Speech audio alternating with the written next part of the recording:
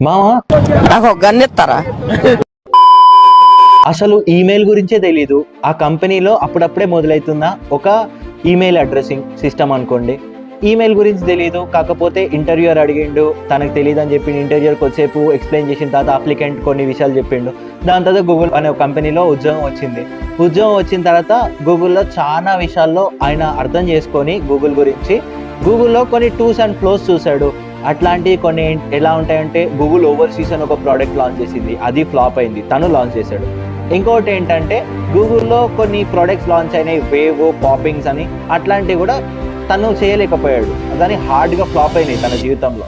దాని తర్వాత గూగుల్లో ఒకటి స్టార్ట్ చేసింది ఏంటంటే క్లౌడ్ సిస్టమ్ స్టార్ట్ చేశాడు, గూగుల్ క్లౌడ్ సిస్టమ్. అవునా, నిజమా? అది చాలా హిట్ అయింది. ఆల్మోస్ట్ $3 ట్రిలియన్ మార్కెట్ క్యాప్ ఉంది ఇప్పుడు గూగుల్ క్లౌడ్ కి.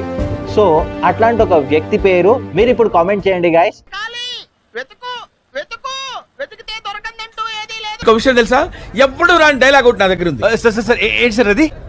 మీకు మరింత ఇట్లాంటి కంటెంట్ ఇన్ఫర్మేషన్ కావాలంటే డూ లైక్, సబ్స్క్రైబ్ గైస్. గంట కొట్టడం మర్చిపోకండి. Bye. Okay, we will meet in the next class.